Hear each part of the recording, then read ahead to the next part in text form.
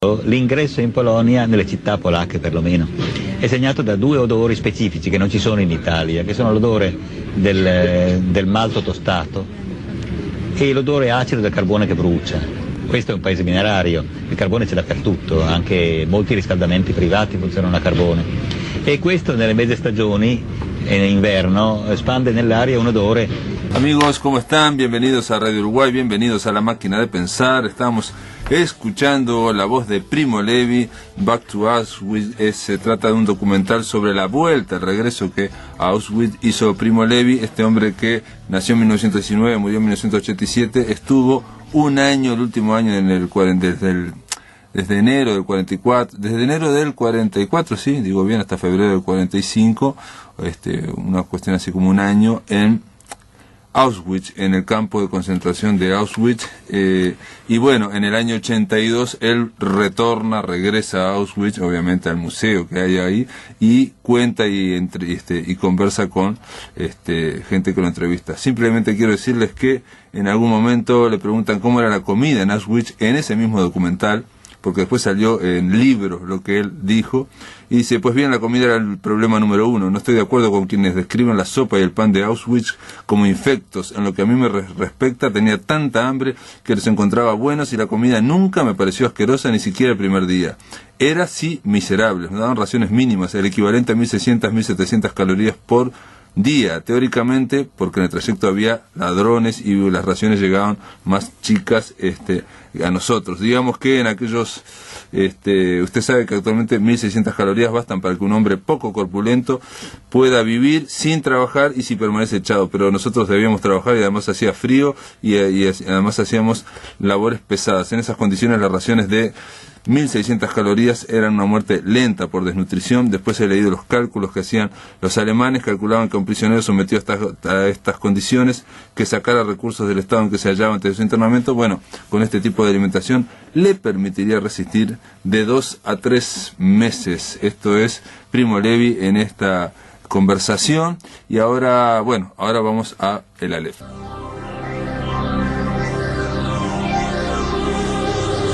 A un clic del Aleph.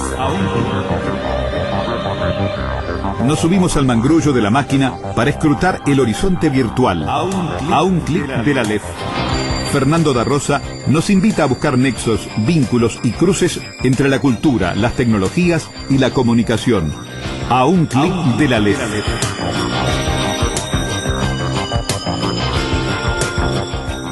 A un clip de la Aleph, Fernando da Rosa, ¿cómo le va? ¿Cómo anda? Un gusto estar acá contigo nuevamente.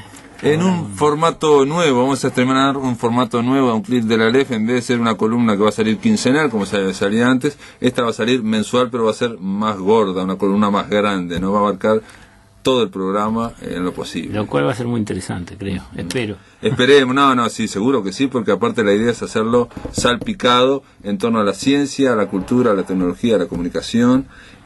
Nada, hay un montón. Acá Fernando da Rosa vino y desplegó unas 10 o 12 páginas ahí de hojas que tiene todas escritas y subrayadas. Supongo yo que serán todos los piques que va a tratar. ¿De qué empezamos a hablar? Y vamos a hablar hoy de un tema interesante, que es el tema de cómo Internet y la tecnología nos ha acercado a los libros antiguos. Creo que es interesante además por el contraste que se produce entre ambos polos, ¿no? Por un lado, aquellos libros, los libros impresos a los inicios de la imprenta, los llamados incunables. Incunables son todos los libros desde que se empezaron a imprimir con la imprenta de tipos móviles, ajá, de Gutenberg hasta el 1501. Es un periodo de tiempo relativamente arbitrario, que fue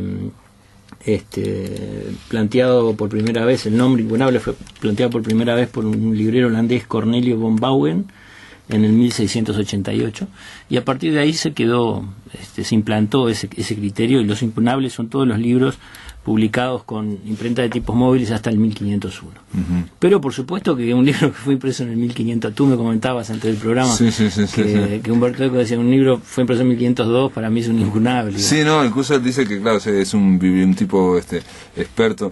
Está en el libro, que es muy recomendable, es una conversación entre Humberto Eco y Jean-Claude Carrier, se llama Nadie acabará con los libros y ellos reflexionan en torno al libro y dicen que el libro es como una cuchara, el que inventó la cuchara, bueno, no se puede perfeccionar más, y el libro se inventó y no se puede perfeccionar, se podrá cambiar los materiales, pero siempre el concepto siempre va a estar. Y él decía en un momento que sí, que él tenía incunables de la primera década del 10, de 1500, y dice, y hasta 1530 a mí me sirve también, ¿no? Claro, claro. Y ha sido un poco elástico el concepto. Por ejemplo, en la zona nórdica de Europa, como llegó más tarde la imprenta y el papel, en general consideran incunables hasta el 1550. En el caso de América, una cosa que tenemos que recordar es que prácticamente los libros se empiezan a imprimir en la misma época en que se descubre América. Fíjate qué interesante, ¿no? Ahí es cuando surge la imprenta de tipos móviles. No se sabe exactamente la fecha cuando empezó Gutenberg, pero anda alrededor del 1450. La misma época. La primera Biblia, bueno, la de 42 líneas o Biblia Mazarina, fue impresa con esos tipos de plomo y ilustrada, se dejaban las partes para las letras decoradas, digamos, que esas se hacían a mano, ¿no? Sí. Y así se trabajó durante mucho tiempo. Las características de los incunables eran que eran libros de gran formato, carecían de portada. En su lugar se insertaba el título con un gran tamaño acompañado de un grabado. En el colofón se colocaban los datos de impresión, impresor, lugar, fecha. Las ilustraciones se dejaban los espacios en blanco para la ilustración, que después eran hechos por un dibujante. Estaban foliados pero no paginados. No tenían signos de puntuación. Había un uso exagerado de las abreviaturas.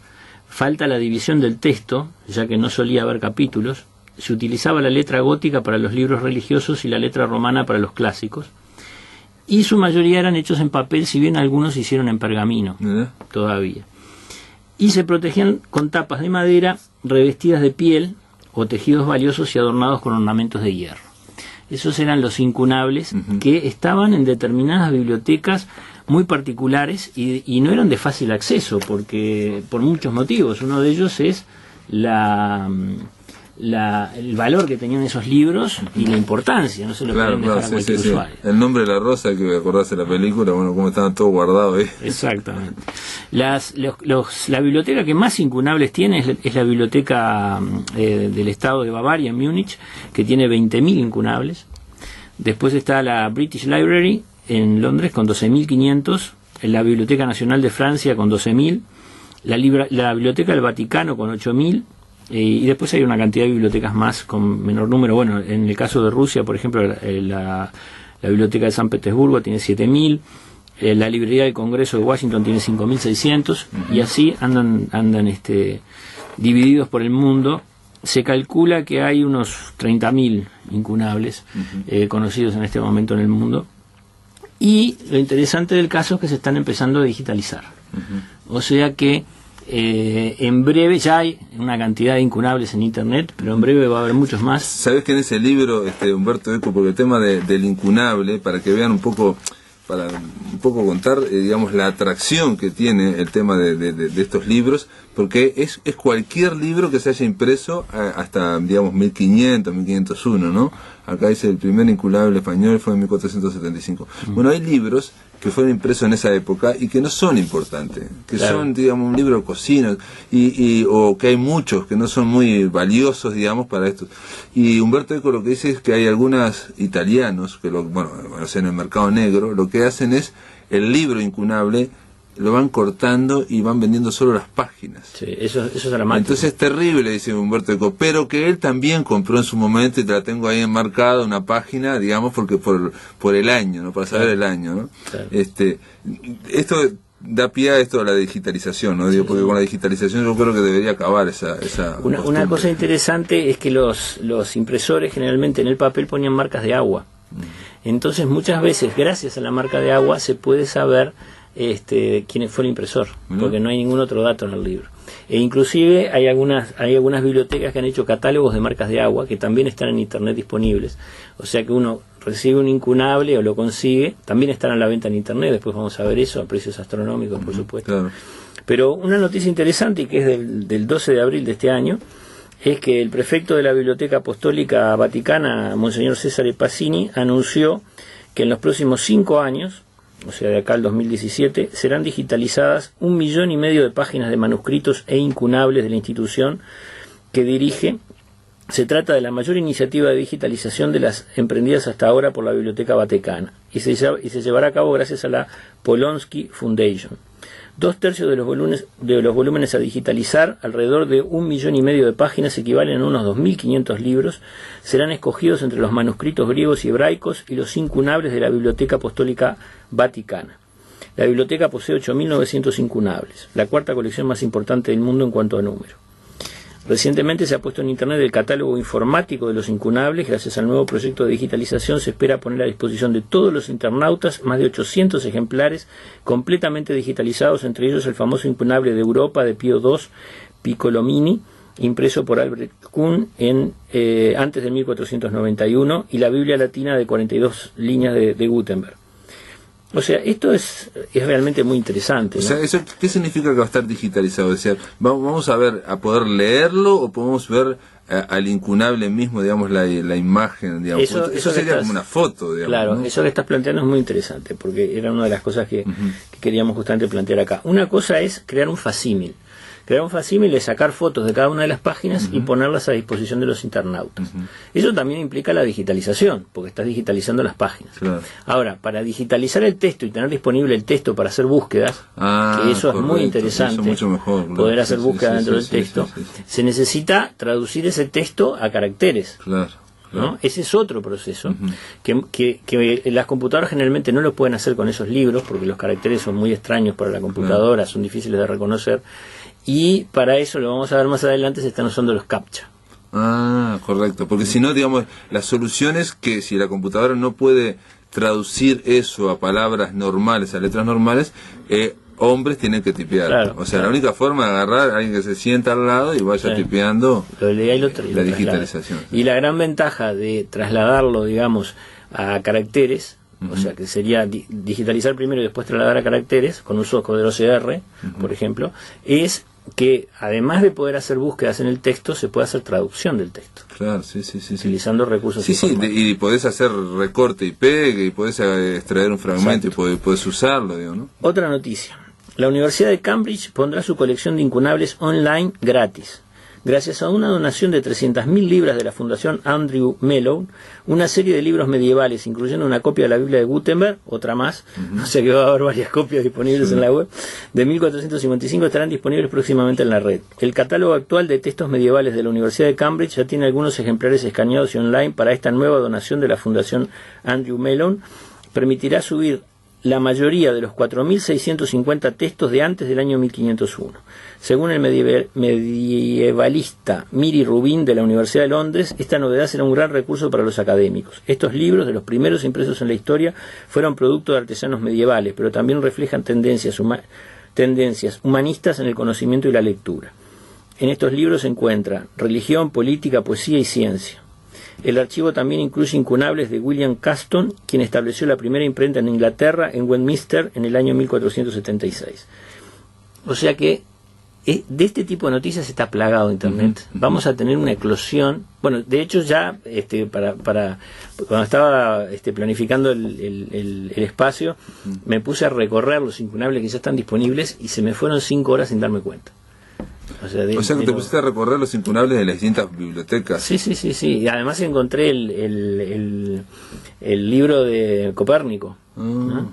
Con los dibujos originales. Y vos te ampliás el dibujo y ves todos los dibujos de ese libro original, que para nosotros acá en Uruguay era inalcanzable, porque tenías que viajar a Europa para poder llegar a él. Claro. Y inclusive, quién sabe si te dejaban acceder al libro. Y hoy en día lo tenés en Internet, ¿no? Una pregunta, vos entras a las bibliotecas y, digamos, obviamente son bibliotecas de Europa. Sí, y la mayoría sí. ¿Tienen acceso libre? Sí. Obviamente debe estar en inglés también. Sí, ¿no? En general están en inglés. Por supuesto, están en el idioma original. En el caso de, por ejemplo, de la biblioteca de Holanda, que es una biblioteca que tiene unos cuantos incunables digitalizados, y encontré uno en español, que fue muy divertido además. Esa biblioteca tiene el sitio en holandés. Y cuando recién entré a la biblioteca y entré a ver que estaba todo en holandés, por supuesto que yo no entendía nada, porque holandés no sé nada. Sí. Entonces recurrí al traductor de Google y me lo traducía más o menos, pero después me di cuenta que tenía una versión en inglés. En general todas, después me di cuenta, tienen una versión en inglés además del idioma original del país europeo. O sea que los únicos que son alemanes sí, solo alemanes son los alemanes. No encontré versión en inglés y tuve que utilizar el traductor de Google al inglés, que traduce bastante bien del alemán al inglés.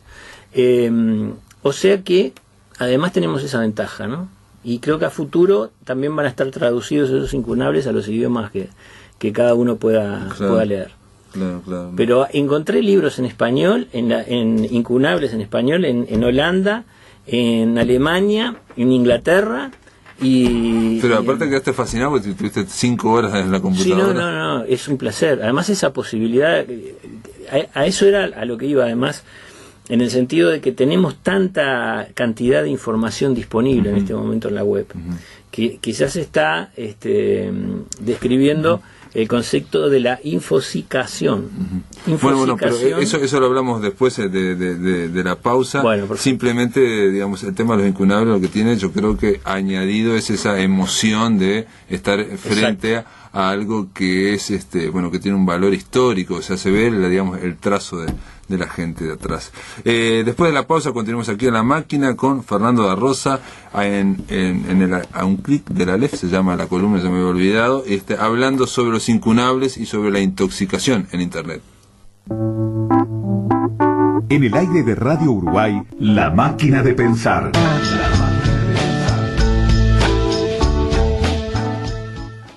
Estamos acá con Fernando da Rosa a un clip de la LEF. Estamos conversando sobre los incunables en Internet. Nos llamaron ahí a ver, Fernando, cómo se puede hacer para ver los incunables desde Internet, cómo se puede hacer para... El tema es que pasar las direcciones por la radio es medio complicado. Es medio largo, lo que podemos decir es que primero hay que buscar en Google incunables o incunabile. Pero además lo que podemos hacer es poner las direcciones en el blog de La Máquina de Pensar. Yo te paso las direcciones y ustedes las ponen ahí en el blog, o sea que visiten dentro de unos días. Sí, a partir de mañana pueden estar, me las pasás hoy y nosotros. Y ahí van a encontrar, hay mucha cosa, mucho más de lo que yo les puedo pasar, además, y eso nos lleva a otro tema que vamos a hablar ahora dentro de un rato. Pero ya que estamos hablando de nuevo de los incunables, es bueno tener una idea de qué porcentaje hay en español. En español se calcula que hay un 1,4%. La mayoría, por supuesto, están en latín, el 70%. En alemán el 10%, en italiano el 8% y en francés el 5,7%. Y después hay otros idiomas más. Hay pocos en español, pero hay. Y es realmente maravilloso encontrar esos libros incunables en español y ponerse a leer esas letras que dan un poco de trabajo, ¿no? Inclusive para una persona dan un poco de trabajo, imagínate para una computadora. Creo, ahora, a ver si me corregime si me equivoco, que se escribían en mayúscula todos. Sí, era letra gótica. Todavía no se había inventado la minúscula. Sí, y era letra gótica, además, una letra muy rebuscada. Sí, más reto, sí. ¿Y por qué se digitalizan los incunables? Ese es el otro tema, ¿no? ¿Por qué se decidió empezar a digitalizar los incunables? Y por supuesto, hay muchos motivos y algunos son evidentes, ¿no? Por el valor que tienen para que se puedan conservar el original y se pueda disponer de esas copias. Pero hay otros motivos. Uno de los motivos es que los derechos de autor están vencidos, por supuesto. O sea que se pueden digitalizar sin problemas. Muchas veces las bibliotecas necesitan que esos derechos de autor estén vencidos para poderlos reproducir. ¿Quién detenta los derechos de reproducción de esos libros? La institución que los posee. Esa es otra cosa interesante. O sea que si uno encuentra un incunable en Internet, no lo puede reproducir así nomás. Tiene que conseguir permiso de la institución que lo despliega, que permite el despliegue. Otra característica es que tienen una comunidad de usuarios asegurada. Ese es otro motivo por el cual se digitalizan. Porque hay investigadores que están trabajando con esos materiales, ¿no? Tienen una especie de público cautivo. Y además hay interés de preservar el acervo nacional e internacional, porque muchas veces esos incunables, por supuesto, son un acervo del país que los tiene en ese momento. Y no se pueden ver mucho, demostrar mucho al público, y hay toda una historia, y incluso para los investigadores. Preservar el uso del original. Claro, entonces con la digitalización, obviamente, eso queda preservado, ¿no? Recuerdo que acá una vez el notariado lo organizó en torno a un escribano uruguayo muy importante, que tenía una biblioteca cervantina impresionante, o sea, todo de Quijotes, y una de las cosas era que los libros se podían ver pero no se podían tocar, ¿no? Porque eran muy antiguos. Exacto. Y bueno, y entonces ahí entramos en el tema de la gran cantidad de libros que hay, que no nos da el tiempo para leerlos todos, ¿no? Entonces un psicólogo británico, David Lewis, acuñó el término Information Fatigue Syndrome, ¿no? O síndrome de fatiga por exceso de información, que algunos llaman infosicación. A mí no me gusta la palabra, es media fea, sí, ¿no? Pero es el término que se ha generalizado y que se puede encontrar. Y es real, o sea, se da el caso hoy en día de que es tanto el volumen de información que se puede encontrar de un tema que uno se da cuenta que no puede abarcarlo todo. ¿Y cuál es la solución para eso? ¿De qué manera se puede encarar ese problema? Y en general estos psicólogos lo que aconsejan es tomar cursos para el manejo de los buscadores. Fíjate vos qué interesante. Saber cómo seleccionar la información y además tener referentes. ¿Y los cursos para el manejo de los buscadores? Y tenés que buscarte en una academia, que haya un curso. Acá en Uruguay no sé si en este momento se están dando cursos, pero por ejemplo usar bien Google es algo muy interesante. Y tiene muchas funcionalidades. Muchas veces la gente no tiene en cuenta todas las funcionalidades. Por ahí un día en un programa podemos hablar algo de eso. Claro, podemos hablar de todas las funcionalidades. Y después está el tema de los portales, ¿no? Y de los agentes. Los portales son lugares especializados en determinadas temáticas. Y en general, por ejemplo, el portal de una universidad de renombre como Harvard sobre un tema es un lugar seguro donde uno sabe que va a encontrar información relevante. Ahora, si uno busca información sobre ese tema en Google, va a encontrar un volumen de páginas tan grande que no lo va a poder leer. ¿Y cómo hace para seleccionar? Entonces, la relevancia de la información es fundamental para poder evitar esa angustia de saber que no se puede abarcar todo. Y muchas veces, inclusive, la información relevante también es tan grande que no se puede abarcar. Entonces, ahí lo que se han diseñado últimamente son programas denominados agentes, que uno los puede llenar con la información específica que uno necesita de determinados temas, y esos agentes se encargan de recorrer Internet buscando la información en base a los parámetros que nosotros les dimos, y nos guarda la información en base a esos parámetros y nosotros después la tenemos disponible. Fíjate qué interesante, es como tener un secretario electrónico. Claro, o sea que al cual le das unas ciertas instrucciones, ciertos parámetros. Exacto. Y después te vas a dormir, y al otro día, digamos, él igual te puede haber conseguido muchísima información, porque el tema acá es del volumen, ¿no? Si hay mucho volumen, exacto, no se puede. Este psicólogo dice, por ejemplo, ¿no? El exceso de datos se transforma en una intoxicación cuando no puede ser digerido. Para lograr esta asimilación es necesario pensar sobre ello para comprender hacia dónde van los procesos y no quedarnos solo con el impacto de los datos. Es importante comprender lo que sucede, pero no basta. Es preciso desarrollar la creatividad necesaria para resolver los desafíos, lograr un conocimiento prospectivo que permita adelantarse a los hechos, comprender el sentido de las cosas. En fin, es necesario tener conocimiento verdaderamente estratégico, que es el producto de la inteligencia. Todo ello es preguntarse, es hacer filosofía. Fíjate qué interesante. Porque hay un montón de información. Digo, yo me pregunto, ¿cuántas cosas leemos al día que no valen la pena? ¿Y cuántas cosas vamos guardando que después no vamos a usar? ¿Y cuántas cosas recibimos diciendo, mirá qué artículo bárbaro, no sé qué, o mandamos a gente que no está tan interesada, digamos, que nosotros muy interesados? Yo una vez leí que... Ni hablar del correo electrónico. Bueno, yo estaba pensando solo en el correo electrónico, claro. Ahora, ¿no? Que hay un síndrome de Diógenes, así como hay gente, claro, que junta basura y llena toda la casa de basura. Hay en un momento entre la angustia por no poder terminar de leer, bueno, esto me lo guardo para después, y lo vas guardando, y vas llenando, como claro, no se llena nunca la computadora en ese sentido, pero es algo que vos lo haces para calmar tu ansiedad, tu angustia. En el fondo no lo vas a leer. Otra cosa interesante que se puede hacer en Internet, a través de Internet hoy en día, es comprar incunables. Hay algunas páginas que venden incunables, y encontramos, por ejemplo, uno publicado en el 1470 en un precio de 277.997 euros. Casi nada. El Liber Sextus Decretalium cum apparatum Ioannis Andreas. Después, sí, estamos hablando de mucha plata igual, ¿no? Sí, después y después, aparte de lo que decía Eco, también cuesta mucha plata porque hay muy pocos tampoco. Exacto. O sea, hay poquitos. Después encontramos otro por 55.000 euros. Después le podemos poner, si quieren, la página del lugar de venta. Es increíble, ¿no? Porque Hoy en día el incunable, que antes era una cosa tan lejana, está disponible, digitalizado, está disponible para la venta, y todo ese nexo se genera a través de Internet. De todas formas, incluso yo pienso en alguien que le interese, por ejemplo, la literatura clásica o algunas informaciones más clásicas, debe ser alucinante poder ver el libro original, ¿no? Claro, claro, ese es el tema. Ese es el tema. Inclusive te digo más, se puede hacer investigación accediendo a libros que por ahí uno es el que lo está viendo, porque a ningún otro le interesa ese libro, claro. Y está ahí disponible.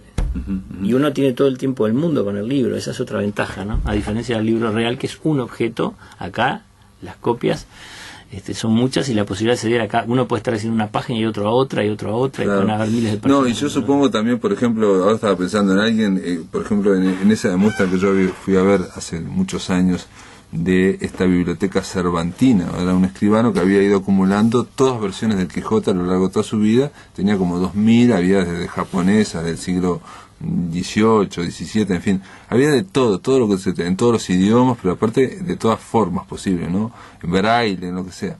Y un cuento de Borges que hace referencia a uno que reescribió el Quijote. Sí, Pierre Menard, autor del Quijote.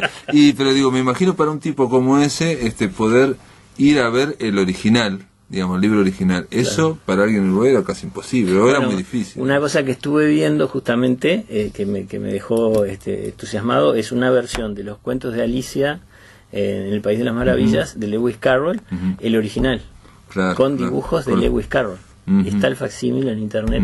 Que no es el más famoso, porque los dibujos de Alicia son otros. Los de Lewis Carroll, yo tengo entendido, no los vi nunca, pero que no son la típica Alicia. Claro, y termina con la última página, con una foto de Alicia, que uno da vuelta a la foto y abajo hay un dibujo de Alicia, hecho por Lewis Carroll. Le había pegado la foto, y el libro te da la posibilidad de levantar la foto y ver abajo el dibujo. Aparece una flechita que te dice, haga clic aquí para levantar la foto. Es brutal, porque aparte de esto ya no son libros incunables, pero son, digamos, las primeras ediciones, ¿no? Las primeras ediciones que, y como decías vos, no solamente verlas, sino poder hacer búsquedas. O sea, yo puedo decir, bueno, voy a ver el capítulo 18 del Quijote, a ver qué realmente dice acá. Bueno, del Quijote se hizo hace poco una lectura del Quijote por personas de toda Hispanoamérica. Ya está disponible en YouTube. O sea, se le daba a cada uno que se anotaba la posibilidad de leer un fragmento. Se le enviaba el fragmento, uno lo leía y lo grababa con su webcam, lo subía a YouTube, y después se enganchó todo, y está todo el Quijote leído por distintos hispanoparlantes de toda Hispanoamérica, ¿no? De toda Iberoamérica. Acá se hizo, en la Embajada de España también hizo, ¿no? En el Sodre, y lo pasamos por la radio. Fernando da Rosa, si te parece, después de la pausa vamos a vamos a escuchar lo de las captchas. ¿Lo escuchamos después de la pausa? Después de la pausa. Sí. Bueno, si puede ser después de la pausa. En el aire de Radio Uruguay, La Máquina de Pensar.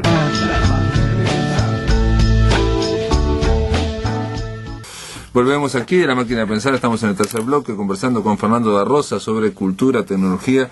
Hemos hablado sobre el tema de los incunables que están digitalizados en Internet, o se están digitalizando, están en un proceso.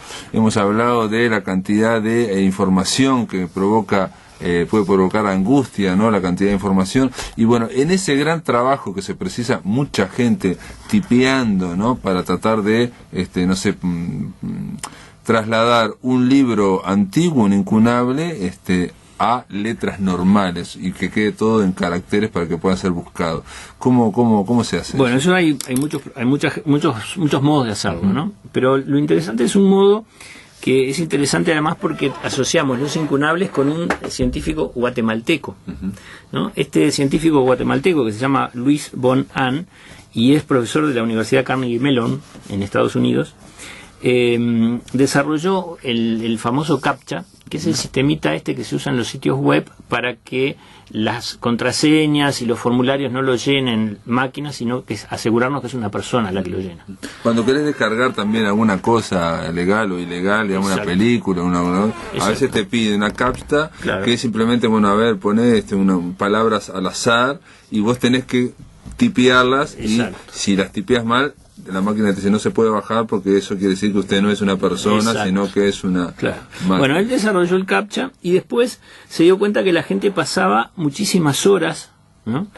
él sacó el cálculo que la humanidad gasta unas 500.000 horas al día en escribir esas letras variables. Claro, es decir, para mí o para vos bajando, en realidad tardás, claro, no sé, sumado, un minuto, menos de un minuto, pero digamos, si estás descargando continuamente, como ocurre en Internet, pues empezás a sumar y te da...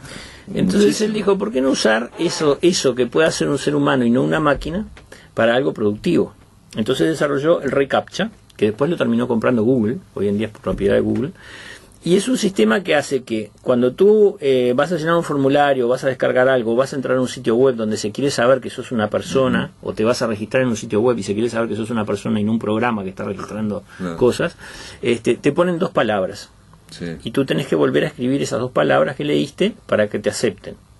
Y te la ponen siempre como en letras raras, digamos. Exacto. Letras, Entonces, como, ¿no? él lo que hizo fue, una de esas palabras es una palabra generada por la computadora y conocida por la computadora para saber que vos contestaste bien. La otra palabra es una palabra que está tomada de un libro No es que ellos no necesario. conocen y que vos estás interpretando. Entonces tienen a la gente interpretando palabras que la computadora no pudo interpretar. Eso sumado, porque cada palabra la repiten 20 veces o 30 veces, hay 30 personas que la interpretan, y la mayoría, por supuesto, que la interpreta bien, cuando le invocaron a la primera, Sí, por sí, supuesto. sí, sí. Entonces eso se va sumando y va permitiendo digitalizar los libros. O sea que lo que te permite entrar, digamos, a la CAPTCHA sería la primera palabra. No, tenés que No, hacer la las primera dos. o la segunda, claro, tenés que decir las dos, pero la primera, la palabra que ellos generan es la que permite comprobar que vos lo hiciste bien. Y la otra es para hacerte La otra, trabajar, si la digamos. escribís mal, igual entrás. Claro, la otra es para hacerte trabajar en este proyecto que Exacto. es digitalizar Exacto. libros incunables sin que te des cuenta. Claro.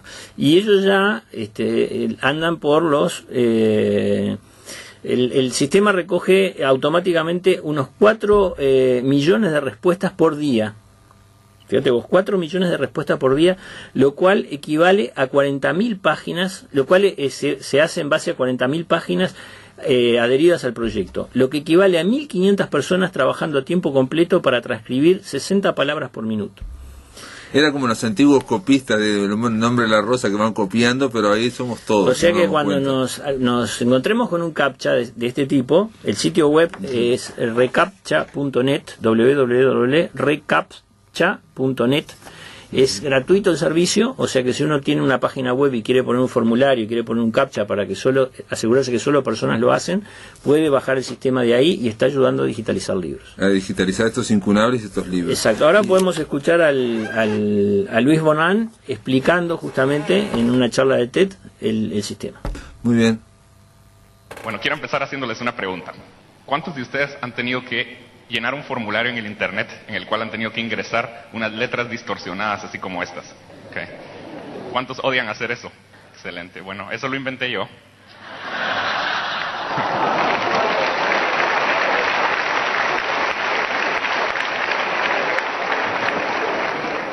Eso se llama un CAPTCHA, y la razón por la que está ahí es para asegurarse de que la entidad llenando el formulario realmente es un humano y no una computadora o un programa de una computadora que fue escrito para llenar ese formulario millones de veces. La razón por la que esto funciona es porque los humanos pueden leer estos caracteres distorsionados, pero las computadoras simplemente no lo pueden hacer aún.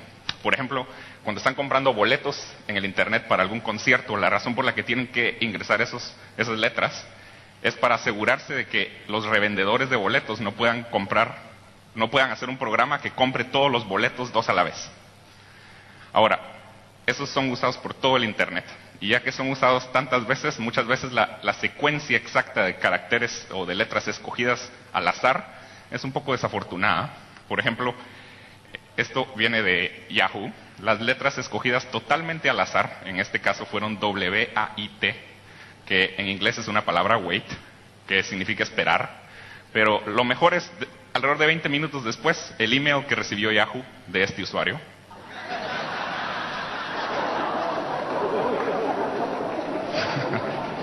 Eso, por supuesto, no es tan malo como lo que le pasó a esta pobre persona. Bueno, les puedo contar historias divertidas de CAPTCHAs por horas, pero como no puedo hacer eso, les quiero contar acerca de otro proyecto que hicimos después de este proyecto. Es como la evolución de los CAPTCHAs. Es un proyecto que se llama reCAPTCHA, que es un proyecto que empezamos como un proyecto en la universidad, después lo convertimos en una compañía startup y después Google compró esa compañía, así que por los próximos 5 minutos todo lo que les voy a decir es propiedad de Google, o sea que no lo repitan. Bueno, este proyecto empezó por lo siguiente. Resulta ser que alrededor de 200 millones de captchas son ingresados cada día. Ahora, cuando me enteré de eso, yo estaba muy orgulloso de mí mismo. Yo pensé, miren el impacto que mi trabajo ha tenido. Pero después me empecé a sentir mal. No solo son odiosos, sino además, cada vez que alguien ingresa un captcha, realmente pierden alrededor de 10 segundos de su tiempo. Y si multiplicamos 10 segundos por 200 millones, llegamos a que toda la humanidad está perdiendo alrededor de 500,000 horas diarias ingresando captchas en el Internet. Entonces me empecé a sentir mal y me puse a pensar, ¿será que existe alguna manera o cómo podemos utilizar este esfuerzo para el bien de la humanidad?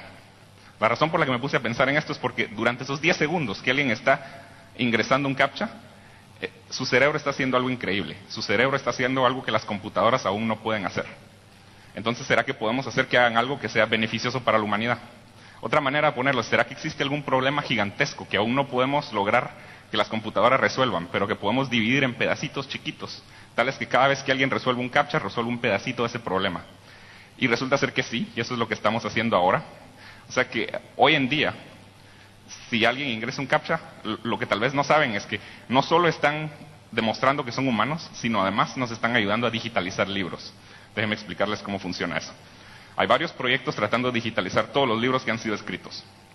Google tiene uno, Amazon tiene otro con el Kindle, y la manera que eso funciona es que agarran un libro, una de esas cosas físicas, las han visto, ¿verdad? Esas cosas de allá afuera. Agarran un libro y lo escanean. Ahora, escanear un libro, en lo que consiste en tomarle una foto digital a cada página del libro. Eso es lo que es escanear un libro, le toman una foto digital a cada página del libro. El próximo paso en ese proceso es que la computadora tiene que descifrar todas las palabras que están en esa foto. Es una foto con palabras, la computadora tiene que descifrar todas esas palabras. El problema es que para los libros que fueron escritos hace ya varios años, la computadora no puede descifrar muchas de esas palabras, porque la tinta ya se gastó, las páginas ya se tornaron amarillas, entonces ya la palabra se mira un poquito diferente y la computadora no la puede descifrar.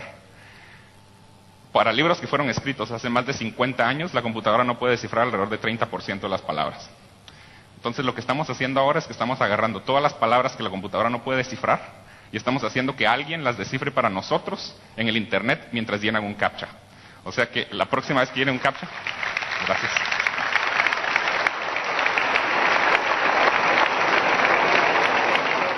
O sea que la próxima vez que llenen un captcha, esas palabras que están ingresando son palabras que vienen directamente de libros que han sido digitalizados y que la computadora no pudo reconocer. Ahora, la razón por la que ahora tenemos 2 palabras en vez de una, antes era solo una palabra, ahora son 2, la razón es que ahora necesitamos 2 palabras para poder verificar si la respuesta está correcta. Porque una de las palabras es una palabra para la cual el sistema ya sabe la solución, y la otra palabra es una palabra que el sistema acaba de agarrar de un libro, no sabe qué es, se la va a enseñar a algún usuario. Y lo que vamos a hacer es que le vamos a decir al usuario, por favor, ingrese ambas. Y no le vamos a decir cuál es cuál. Y si ingresan la respuesta correcta para la cual el sistema ya sabe la respuesta, asumimos que es un humano y además obtenemos un poco de confianza que ingresaron la otra correctamente. Y si repetimos este proceso con 10 diferentes personas con la nueva palabra y todos ingresan la misma cosa con la nueva palabra, obtenemos mucha seguridad de que esta nueva palabra está correctamente digitalizada. Esa es la manera en que funciona ese sistema. Y lo bueno es que ha sido muy exitoso. Estamos digitalizando alrededor de 100 millones de palabras diarias, lo cual es el equivalente a alrededor de 2 millones de libros al año que están siendo digitalizados una palabra a la vez por gente escribiendo captchas en el Internet. Muy bien, estábamos escuchando a este hombre guatemalteco, este científico que inventó las captchas y aparte inventó cómo usarlas, ¿no? Sí, estaba orgulloso, ahora sí está orgulloso, ¿no? No es para menos. Además es una forma de hacer 2 cosas buenas. Por un lado, identificar al ser humano para evitar perjuicio y spam, y por otro lado, digitalizar libros, ¿no? No, y aparte usar toda esa energía. Pero además, hablando de libros, nosotros hace un tiempo atrás habíamos estado hablando de los libros electrónicos, de los dispositivos de libros electrónicos. Los dispositivos, los Kindle, todo eso. Una buena noticia es que ahora los vamos a poder comprar sin recargo, porque salió un decreto de la aduana que está vigente desde el 3 de julio, se hace muy poquito, que permite hacer hasta 5 compras por persona con un valor máximo de $200, incluido el flete, envío y demás, o sea el valor CIF, con un peso máximo de 20 kilos, sin ningún tipo de recargo. Los libros, los CDs y todo eso siguen sin recargo como antes, pero con esta opción podemos comprar lo que queramos en internet. En su momento vos contaste, yo me acuerdo acá en la máquina de pensar, que había un problema de criterio en la aduana, que no se sabía si el dispositivo electrónico, si el ebook era un libro electrónico o si era una computadora que puede, ¿no? Que podía hacer leer libros. Si era una computadora que podía hacer libros, tenía como un 100% de impuestos. Si era un libro electrónico, tenía 0. Claro. Y inclusive se habían generado problemas porque algunos docentes habían conseguido entrar el ebook sin recargo y otros se le habían hecho el recargo, y los que se vendían en los comercios tenían el recargo. Y no, claro, los que se venden acá en los comercios, claro. Pues, en cambio, a partir de ahora, el que se quiera comprar un libro electrónico, que andan en el entorno de los 150, 160 dólares, hay algunos más caros, si supera los 200, seguimos con el mismo problema. O sea que tendrían que ser no la última generación, no el última, ¿no? El último modelo vale el Kindle Fire, ese costaba 199. Sí, pero hay otros de 150, sí, 160. los que no son en colores, y no, yo creo que son mejores porque trabajan con tinta electrónica, andan en los 150, 160 dólares, o sea que eso se puede traer sin recargo ninguno. Hay que tener una tarjeta de crédito internacional para hacer la compra por internet, y hay varias empresas que hacen que traen, digamos, cobrando un costo mínimo. El cálculo es más o menos, el precio más o menos es de 5 dólares por kilo, más el seguro, que es un 1% del valor de la compra, más el precio del objeto, ese es el valor CIF. O sea que de esa manera se puede calcular el precio, y si no supera los 200 dólares lo podemos traer sin recargo. ¿Vos usás eso y lo has comprado o no? Sí, yo hace tiempo que hago compras en el caso de Amazon, por ejemplo. ¿Y cuánto te demora el envío? Una semana. ¿Una semana? Sí, una semana, un poco más. Se ha agilitado muchísimo eso. Y lo interesante es que se pueden hacer 5 compras al año por valor de 200 dólares. O sea que implica, en el caso, por ejemplo, de accesorios, objetos pequeños, por supuesto, claro. No se va a poder comprar un incunable. No, un incunable no, con 200 dólares no. Ni la punta de una página un incunable. No. Pero se pueden hacer algunas compras interesantes. Entre ellas, un libro electrónico que habilita una cantidad de posibilidades. Yo te decía que he visto en comercios, en supermercados importantes de nuestro país, que ya se estaban vendiendo dispositivos electrónicos a 199 dólares, por ejemplo, y se anunciaban hasta por televisión. Sí. Sí, no, ha bajado muchísimo. Yo creo que va a producir una revolución en el tema del libro. Además, los formatos que se están utilizando, el ebook, que es un formato abierto y estándar, está muy difundido. Después está el formato de Amazon, que es un poco más está un poco más atado a Amazon, que es el Mobi, ¿no? Sí, punto Mobi. El punto Mobi. En realidad es una modificación de otro formato que había, pero es un formato que ellos manejan. Se ha generado bastante polémica. La otra vez contábamos que habían borrado inclusive un libro de Orwell de todos los que habían comprado el libro en Amazon. Claro, porque quedas como vinculado, Amazon te puede sacar cosas. Claro, esa es una de las cosas. Es importante decirlo una y otra vez porque digo, todavía no está tan claro, me parece a mí, porque yo hablo por ejemplo, hoy estuve hablando con unos amigos, con Musiteri, en la casa de Musiteri, y con su esposa, y ella me decía, entonces cuando le empecé a explicar qué era, me dice que es una tablet. O sea, el concepto tablet está mucho más claro, digamos, pero el concepto de ebook o dispositivo electrónico no está claro. Claro, la diferencia fundamental entre la tablet y el ebook es que el ebook utiliza la tinta electrónica, la llamada tinta electrónica, que es un sistema que trabaja por luz incidente, o sea, no genera luz, sino que es como si fuera una página de papel blanco, igual que la página del libro, y tiene un sustrato con unas esferas blancas y negras que, de acuerdo a la corriente que hay en el lugar, giran. Entonces la página se despliega cuando usa corriente, nada más que cuando se despliega la página, que hace girar esas pelotitas. Por supuesto que son muy pequeñas y tienen una definición muy alta, de 150 dpi por pulgada, o sea, es una definición más alta que cualquier monitor de PC. O sea que cuando uno va a desplegar la página, la corriente lo que hace es girar esas pelotitas y generar las letras, digamos, y toda la página. Y eso, mientras uno está leyendo la página, no gasta corriente. Y esas páginas son, digamos, monocolor, tienen un solo color, claro, ¿no? Claro. O sea, si tienen son una negro, gradación de 16 tonos de gris. Claro, negro. De acuerdo gris, a cómo la cantidad de pelotitas que giran o no giran. Como si fuera un libro normal, digamos. Como si fuera un libro normal, y la ventaja es que la batería puede durar un mes.